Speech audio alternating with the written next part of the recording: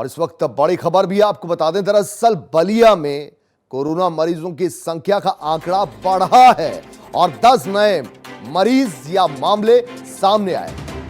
बेरुआबरी से 1, पंधे से 1 नए मरीज और दुबहड़ से 3, हनुमानगंज से 5 नए मामले। कुल मरीजों की संख्या 80 हुई। जिले में कुल एक्टिव केस हालांकि 21, 59 मरीज डिस्चार्ज होकर घर लौटे हैं। मुकेश मिश्रा इस वक्त हमारे साथ, हमारे संवाददाता। मुकेश, ये वजह क्या है, अचानक से केस का ये जो आंकड़ा है ये बढ़ता हुआ यहां से नजर क्यों आया है? आपको बता दें किसी तरीके से कोरोना महामारी शहरों से लेकर अब गाँव में भी पहुंच चुका है और ये जितने 10 मरीज मिले हैं ये सभी ग्रामीण क्षेत्रों के ये मरीज हैं और ये हर ब्लॉकों में पाए गए हैं, जिसमें 15 में 1, दुबहा में 1 और हनुमानगंज में 5 मिले हैं मरीज। और ये ग्रामीण अस्पतालों में अब कोरोना धीरे धीरे अपना पांव पसार रहा है, जिसको लेकर 10 मरीजों को ले जाकर बसंतपुर में L1 में भर्ती कराया गया है, जिसमें बलिया में कुल एक्टिव मरीज 21 है और जिसमें 59 मरीजों को डिस्चार्ज भी किया गया है। अच्छा मुकेश, ये पुराने लंबे समय से यहीं के रहने वाले हैं या इनमें से प्रवासी ज्यादा हैं जो दूसरे राज्यों से वापस लौटे हैं? ये लोग ग्रामीण क्षेत्रों के हैं और प्रवासी भी हैं और एक दूसरे के भी संपर्क में आने से ये कोरोना मरीज आज पाए गए हैं, जिसमें ग्रामीण क्षेत्रों के ये सारे मरीज हैं। अच्छा, गांव स्तर पर जो या पंचायत स्तर पर निगरानी समितियां जो बनाई गई हैं उनका कामकाज किस तरीके से आगे बढ़ रहा है? आशा वर्कर्स के जरिए क्या सभी जितने भी लोग दूसरे राज्यों से वापस लौटे हैं उन पर निगरानी की जा रही है? जी, जिस तरीके से बाहर से आ रहे हैं प्रवासी मजदूरों को जो निगरानी टीम बनाई गई है वो एक वॉच कर रहे हैं और जो बाहर से आ रहे हैं मजदूर, प्रवासी मजदूर, उनकी जांच भी की जा रही है और जांच रिपोर्ट भी मिल रही है। उसी आधार पर ये जांच रिपोर्ट की गई थी जिसमें आज 10 कोरोना पॉजिटिव मरीज मिले हैं। अच्छा, और पूरे जिले में कुल संख्या क्या पहुंच गई है? किस तरीके के इंतजाम है? जो प्रवासी वापस लौट रहे हैं उनके वापसी आने का सिलसिला क्या थमा है? अभी भी एक आध दो बाहरी प्रवासी मजदूर बलिया में आ रहे हैं और उनको सीधे तौर पर जांच करके और उनके घरों में क्वारंटाइन रहने के लिए निर्देशित भी किया गया है और जो गांव की समितियां हैं उनकी निगरानी में, देख रेख में ये लोग प्रवासी मजदूर रह रहे हैं। अच्छा, कहीं से मामले एक साथ भी सामने आए हैं? कोई नौबत तो नहीं आई कंटेनमेंट जोन बनाने की? नहीं, अभी कंटेनमेंट जोन बनाया गया है, जहाँ पे मरीज मिले हैं वहाँ पे गांव को मतलब सील कर दिया जा रहा है और उधर से बाहर से आने जाने वाले मरीजों को देख रेख की जा रही, बात तो कोई याद ही नहीं जा रहा है। बहुत शुक्रिया मुकेश मिश्रा इस पूरी जानकारी के लिए आपका। आगे बढ़ते हैं। कोरोना के बीच टिड्डियों का कहर लगातार जारी है। टिड्डियों का दल गांव-गांव में पहुंचकर फसलों को नुकसान पहुंचा रहा है। खबर हमीरपुर के राठ तहसील से है, जहां टिड्डियों के दल ने भारी नुकसान पहुंचाया। बताया जा रहा है कि टिड्डियों के दल ने 1 दर्जन से ज्यादा गांव में सब्जियां और फसलों को साफ कर दिया। फिलहाल कृषि विभाग के आला अधिकारी दवा छिड़काव पर टिड्डियों के खात्मे की कोशिश करनी शुरू कर चुके हैं। दरअसल लाखों की संख्या में टिड्डियों ने गांव में दहशत पैदा सी कर रखी है और टिड्डी दल के आने की संभावना में शासन की ओर से हमीरपुर को अब हाई अलर्ट पर रखा गया है।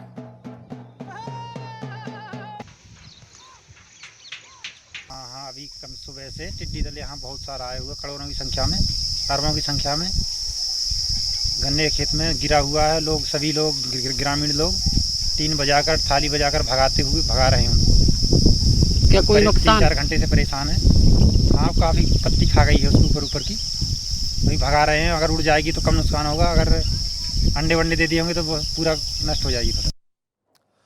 उधर कोरोना काल के बीच घर लौट रहे बड़ी संख्या में प्रवासी रोजी रोटी छोड़कर अपने घर लौटे हैं। श्रमिकों और कामगारों की भीड़ गांव की ओर लौटी तो आपसी झगड़े भी शुरू हो गए।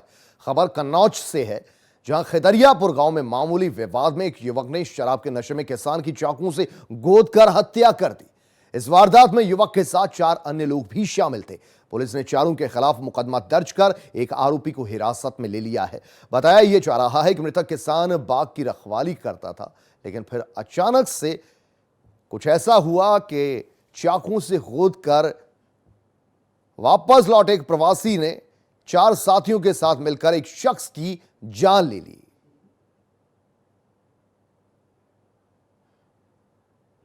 उम्र करीब 50 साल है। रात में ये एक बाग की रखवाली कर रहे थे, आम के बाग की, जिसमें ये इजराइल से शराब या ताड़ी पीने को लेकर के कुछ विवाद हुआ था, जिसमें रात में इनकी हत्या हुई है। इनका पंचायतनामा पोस्टमार्टम की कार्रवाई की जा रही है। इजराइल और 3 अन्य लोगों के खिलाफ हत्या का अभियोग पंजीकृत किया गया है। इसमें इजराइल को हिरासत में ले लिया गया है। घटना की पूरी जांच की जा रही है और शेष अभियुक्तों को भी शीघ्र गिरफ्तार कर लिया जाएगा। अमित कुमार हमारे संवाददाता। अमित, आपसे ये जानना चाहेंगे वजह क्या रही, इजराइल और उसके साथ के लोग कौन थे और क्यों इस शख्स को मौत के घाट उतारा गया? जी बिल्कुल बता दें, ये शराब को पीने को लेकर कुछ विवाद हुआ था इन लोगों का, क्योंकि ये लोग पहले शराब साथ में पिए थे, बैठ के ताड़ी जो होती है तो उसको पिए थे। उसके बाद ये युवक घर गया होगा, घर से वो वापस आया होगा। इसके बाद इसने इस व्यक्ति शाम की रखवाली कर रहा था देर रात, इससे फिर कहा होगा कि और शराब लेके आओ। जब इसने मना कर दिया है तो आपस में ही दोनों में कुछ मुहा चाहिए। उसके विवाद इतना बड़ा है कि इसने चाकू से इसके ऊपर हमला कर दिया और ताबड़तोड़ वार करके इसकी हत्या कर दी। घटना की जानकारी जैसे ही पुलिस को मिली है, पुलिस मौके पे पहुंची है, शव को कब्जे में ले लिया है और जो एफआईआर दर्ज करी गई है उसके आधार पर एक आरोपी को गिरफ्तार भी कर लिया है। इसमें 4 लोग नामजद आरोपी बनाए गए हैं जिनकी तलाश जारी है। अच्छा, जिन्हें नामजद आरोपी बनाया गया है, फिलहाल वो पुलिस की गिरफ्त से बाहर है। ये भी आपसे समझना चाहेंगे अमित, ये बताइए कि दरअसल ये कहा जा रहा है कि प्रवासी थे जो वापस अभी घर लौटे थे, कोरोना काल में काम धंधे इनके बंद हो गए तो उसके बाद यहां पहुंचे थे, तो बेरोजगारी का आलम था, कुछ इस तरीके से मामला बढ़ता चला गया क्या? जी बिल्कुल बता दें, प्रवासी मजदूर जिस तरह से बड़ी संख्या में अब ग्रामीण क्षेत्रों में आए हैं तो बेरोजगारी भी इससे बढ़ी है। तो ऐसे में कहीं ना कहीं शराब का जो धंधा है वो भी अलग तरीके से हो रहा है। जो देशी शराब है वो भी लोग ज्यादा मात्रा में पी रहे हैं, ये ताड़ी भी पी रहे हैं।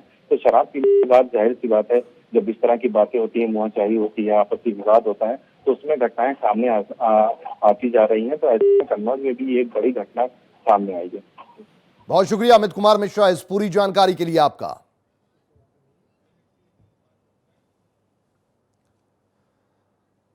उधर कोरोना काल के बीच अंतर्राष्ट्रीय योग दिवस पर आज बीजेपी और विभिन्न संगठनों के लोगों ने सोशल डिस्टेंसिंग का पालन करके अपने अपने घरों पर योगाभ्यास किया। सांसद मुकेश राजपूत और विधायक नागेंद्र सिंह राठौर ने भी अपने आवास पर योगा किया। वहीं योग गुरु जंग सिंह वर्मा ने नवाबगंज में योग किया। दरअसल कोरोना काल में योग को बहुत उपयोगी कहा जा रहा है। प्रतिभागियों ने योगाभ्यास करते हुए वीडियो सोशल मीडिया पर भी अपलोड किया। इस मौके पर विधायक नागेंद्र सिंह राठौर ने बताया कि योग के माध्यम से शरीर की प्रतिरोधक क्षमता बढ़ावा देती है और कोरोना पर इससे विजय हासिल की जा सकती है।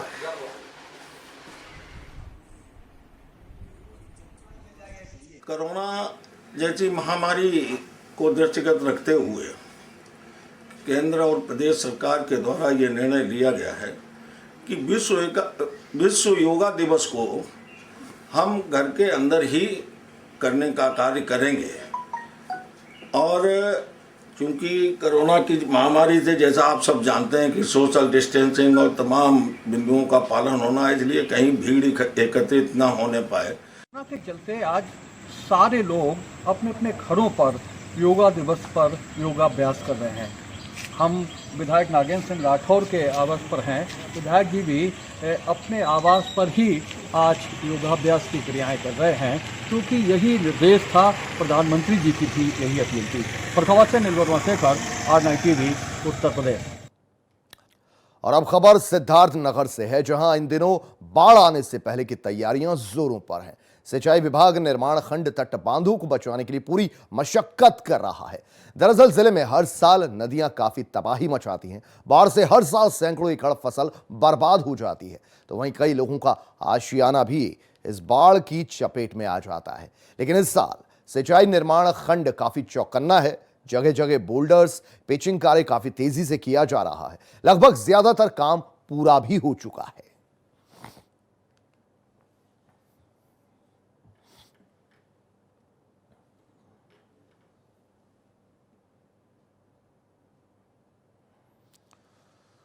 आगे बढ़ेंगे, मुजफ्फरनगर का रुख करेंगे। यहां से बड़ी खबर आपको बता दें, दबंगों ने यहां जेई को बंधक बनाकर जमकर पीटा। जेई को अस्पताल पहुंचाना पड़ गया, ऐसी नौबत आ गई। विद्युत लाइन के नीचे आ रहे पेड़ की कटाई करने पर इस पूरे पिटाई कांड को अंजाम दिया गया। दरअसल 220 केवी नरा विद्युत केंद्र पर तैनात हैं जेई कैलाश चंद सिंह। थाना कोतवाली और थाना खतौली कोतवाली क्षेत्र का यह पूरा मामला बताया जा रहा है। परवेज मलिक हमारे संवाददाता इस वक्त हमारे साथ। परवेज, ये तस्वीर हम देख पा रहे हैं, घायल जेई शायद बेड पर लेटे हैं। वजह क्या है? कौन सा यहां ट्रांसफार्मर वगैरह लगाया जाना था और किस वजह से दबंगों ने इनकी पिटाई की? जी देखिए कुलदीप, बताना चाहूंगा मामला थाना खतौली कोतवाली क्षेत्र का है, जहां पर ये नरा विद्युत केंद्र पर जेई है तैनात कैलाश चंद। ये विद्युत विभाग के कई कर्मचारियों के साथ जो हाई टेंशन विद्युत लाइन है उसके नीचे कई बार पेड़ जो बरसात के समय में बड़े हो जाते हैं तो उनसे लाइन लॉस होता है और उसमें फॉल्ट की भी संभावना ज्यादा होती है। तो उसके चलते पेड़ों की छटाई की जाती है। तो खतौली के जो भैंसी गांव है उसके पास ये जेई जो विद्युत विभाग का जेई है ये कर्मचारियों से छटाई करा रहा था। इसी बीच वहां पर कुछ दबंग लोग आए जिन्होंने इन पर हमला बोल दिया और जेई को पूरी तरह से पीट कर घायल किया। और जो दबंग लोग हैं उनका मन उसमें भी नहीं भरा। उसके बाद उनको अपनी गाड़ी में डालकर गांव भैंसी में ले आए और अपने घर लाकर फिर पिटाई शुरू करी। इस बीच जो विद्युत विभाग के कर्मचारी थे उन्होंने जो अधिकारियों को इस बात की जानकारी दी। मामला पुलिस तक पहुंचा। पुलिस की टीम वहां पहुंची और जेई को वहां से बंधक मुक्त कराकर उसको हॉस्पिटल में भर्ती करा। लेकिन अब मामला ये है कि पुलिस इस मामले में कुछ भी बताने को तैयार नहीं है। और इतना है कि जो तहरीर विद्युत विभाग के अधिकारियों द्वारा दी गई थी, अब पुलिस उस पर मुकदमा दर्ज नहीं करना चाहती। पुलिस दूसरी तहरीर मांग रही है। सीओ का साफ तौर पर कहना है कि अभी तहरीर नहीं आई है पीड़ित पक्ष की ओर से, जैसे ही तहरीर आएगी तो जानकारी दे दी जाएगी। तो परवेज मलिक, क्या कुछ कहना है आपका? जो दबंग है उनका ज्यादा दखल है क्या? जी देखिए, वहां पर क्षेत्र में जो ये दबंग जो परिवार है ये इनका आपराधिक इतिहास रहा है और गांव में भी काफी दबदबा इनका है। और विद्युत विभाग के जो अधिकारी है, हालांकि पहले तो मुकदमा दर्ज करने से कतरा रहे थे, लेकिन बाद में जो है तहरीर दी गई है। अब पुलिस उस तहरीर पर मुकदमा नहीं दर्ज करना चाहती। अब वो कारण पुलिस ही बता सकती है, क्योंकि अच्छा अभी पुलिस जेई ने अपनी ओर से तहरीर दी है, क्या विभाग की ओर से कोई कार्रवाई की मांग की गई है? देखिए, विभाग के जो अधिकारी हैं, कुलदीप जी, विभाग के अधिकारी वो तमाम इकट्ठा है और वो पूरी तरह से इस मुकदमा दर्ज कराने के प्रयास में है। लेकिन कुछ लोग हैं जो विद्युत विभाग के अधिकारियों के और जो दबंग लोग हैं उनके बीच के जो है वो सुलह समझौते का प्रयास कर रहे थे, लेकिन लगता नहीं कि इसमें समझौता हो जाए। लेकिन पुलिस की तरफ से थोड़ी लापरवाही जरूर है कि पुलिस जो तहरीर दी गई थी उस पर मुकदमा दर्ज क्यों नहीं कर रही। अंडर प्रेशर नजर आ रही है पुलिस यहाँ। परवेज मलिक, आप बने रहिएगा हमारे साथ, अगली खबर पर भी आपसे अपडेट लेंगे। आगे बढ़ते हैं, हरदोई का रुख करते हैं। हरदोई के अतरोली थाना इलाके में हुए सनसनीखेज हत्याकांड का पुलिस ने खुलासा कर दिया। अवैध संबंधों में बाधक बने पति की हत्या कराने वाली पत्नी और 2 अन्य आरोपियों को पुलिस ने गिरफ्तार कर जेल भेज दिया है। दरअसल 1 हफ्ते पहले एक आदमी का शव बिना धड़ के मिला था और कुछ ही दूरी पर उसका सर मिला था। जब जांच की गई तो वो शव मुन्ना यादव का निकला। पुलिस ने मामले की जांच की तो सामने आया कि मृतक की पत्नी ने अपने प्रेमी के साथ मिलकर इस पूरी घिनौनी वारदात को अंजाम दिया। पुलिस अधीक्षक ने निर्मम हत्या का खुलासा करने वाली अतरोली पुलिस टीम को 10,000 रुपयों का इनाम भी दिया है। अतरौली में ग्राम घेरवा में 18 तारीख को एक बॉडी मिली थी जिसमें उसका धड़ अलग था और सर अलग करके फेंका गया था, जो लगभग धड़ और सर के बीच में 200-300 मीटर की दूरी थी। एक विभत्स तरीके की हत्या थी जिसमें तत्काल थाना देशवा द्वारा मौके पे जाके कार्रवाई की गई। फोरेंसिक टीम भी पहुंची, मेरे द्वारा भी घटनास्थल का निरीक्षण किया गया। इसमें जो मृतक था, मृतक का नाम मुन्ना यादव है, जो कि अपराधी प्रवृत्ति का था और उसकी अपनी पत्नी से भी अनबन रहती थी। उसकी पत्नी के अपने जीजा और अन्य व्यक्तियों के साथ संबंध थे जिसके लेकर अनबन रहती थी। आगे बढ़ते हैं। पीएम मोदी की अपील के बाद भी अधिकारी अपने इलाके को साफ रखने में नाकाम दिखाई पड़ रहे हैं। शामली में गंदगी का अंबार बढ़ता जा रहा है। यहां के आला अधिकारियों को प्रदेश की स्वच्छता मिशन योजना पर ध्यान देने की फुर्सत कहां है, तभी तो शिकायतों का निस्तारण नहीं हो पा रहा। दरअसल शामली के खैड़ी बैरागी गांव में मुख्य रास्ते पर गंदगी से बुरा हाल है। वहीं गांव का मुख्य रास्ता पानी से पटा पड़ा है, रास्ते की सफाई तक नहीं होती। गांव वालों ने इसके लिए प्रदर्शन भी किया। इसके साथ ही डीएम से गांव में साफ सफाई कराने की मांग भी की है। सर ये समस्या है, ये गांव का मेन रास्ता है और जो ये प्रधान ने 20 साल से ठीक नहीं कराया और 10 सालों से बने हो गए, ना तो इसकी रोड की खुदाई करवाई और ना इस गली की सफाई करवा रहा है। 10 साल से कुछ नहीं गिरवाया और लोगों के मकान गिर गए। हमारे घर में सांप आ रहे हैं, लड़की है, जेंट्स कोई है नहीं हमारे घर में, सब बाहर रहते हैं। तब क्या समस्या है, किस तरह की दिक्कत आ रही है गाँव में? गाँव में पानी भर जाता है, गली में कीचड़ आ रहा है, घरों में पानी भर रहा है, घरों में भी घर गिरने लग रहे हैं। बताओ कौन देगा इसका मुआवजा? शामली जनपद के गांव खेड़ी बैरागी में जलभराव की समस्या को संज्ञान में लाया गया है। इससे संबंधित मुख्य विकास अधिकारी को निर्देश दे दिए गए हैं कि वो डीपीआरओ के माध्यम से एक टीम बनवाकर इस समस्या का समाधान जल्द ही करवा देंगे। उधर लखीमपुर खीरी में कोरोना का कहर बढ़ता सा जा रहा है। जिले में पिछले 2 दिनों में 12 कोरोना संक्रमित मरीज मिले हैं, जिसके बाद खीरी पुलिस एक्शन मोड में नजर आई है। देर शाम पुलिस अधीक्षक पूनम ने शहर की सड़कों पर निकलकर नियमों का उल्लंघन करने वालों की जमकर क्लास लगाई।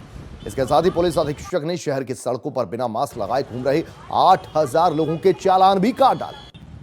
वहीं नियमों का उल्लंघन करते पाए गए 65 दुकानदारों का भी चालान काटा गया।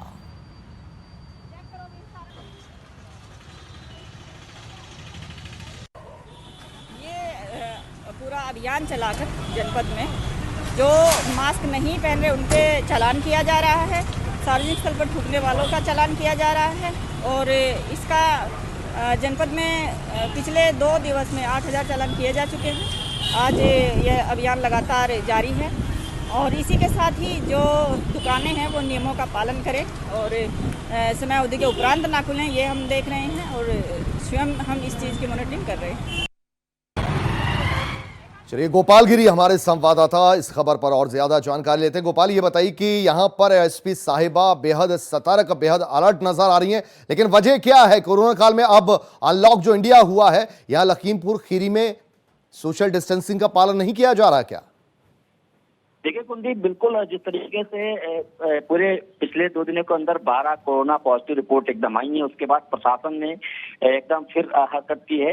जिस तरीके से अनलॉक हुआ, सारी चीजें खुली, लेकिन इसके साथ ही एक गाइडलाइन, एक जिम्मेदारी भी लोगों की सोशल डिस्टेंसिंग की थी, जिसका कहीं ना कहीं से जनपद या शहर में एक तरीके से उल्लंघन होता दिखाई पड़ा था, जिसको लेकर पुलिस प्रशासन और एसपी महोदय अलर्ट मोड पर हैं। पूरे जनपद में टीमें गठित की गई और मास्क न पहनने वालों और सोशल डिस्टेंसिंग का पालन न करने वालों के ऊपर एक जो है ताबड़तोड़ कार्रवाई करते हुए लगभग 8000 लोगों के चालान किए गए हैं। वही लगभग 60-65 दुकानदारों पर भी जो सोशल डिस्टेंसिंग का पालन नहीं कर रहे थे या वो टर्म्स जो बताए गए हैं दुकानों को खोलने के लिए उनका पालन करते नहीं दिखाई पड़े, उन पर भी जो है कार्रवाई की गई है। साथ ही 65 दुकान। अच्छा गोपाल, आपसे ये जानना चाहेंगे, 8000 चालान काटे गए हैं, ये बहुत बड़ी तादाद में चालान काटे गए, कितने का ये चालान मिनिमम काटा गया ताकि दर्शकों को या लखीमपुर वासियों को भी समझ आए कि अगर जो गाइडलाइंस है उनका पालन नहीं होगा तो कितने का चालान कट सकता है उनका? देखिए, पहली बात जो संख्या की जा रही है, बिल्कुल जो 8000 है एक बड़ी संख्या है और ये संख्या एक संदेश देने के लिए है कि किस तरीके से अगर कार्रवाई किसी सामने वाले पे भी है तो हम पे भी ये कार्रवाई हो सकती है। एक संदेश देने का शासन प्रशासन की तरफ से प्रयास किया गया है और 2 दिनों के अंदर जिस तरीके से 8000 चालान काटने की बात की जा रही है तो कहीं ना कहीं से जो लोग मार्केट में निकल रहे थे बिना मास्क या जो जिस तरीके से सोशल डिस्टेंसिंग का पालन नहीं करते नजर आते, उनमें जो है एक प्रशासन की सतर्कता का खौफ दिखाई पड़ रहा है। कहीं ना कहीं से इसका असर भी आया है। बहुत शुक्रिया गोपाल गिरी, इस पूरी जानकारी के लिए आपका। तो अपना गांव में अभी फिलहाल के लिए इतना ही, लेकिन आप बने रहिए R9 टीवी के साथ सिर्फ खबरों के लिए।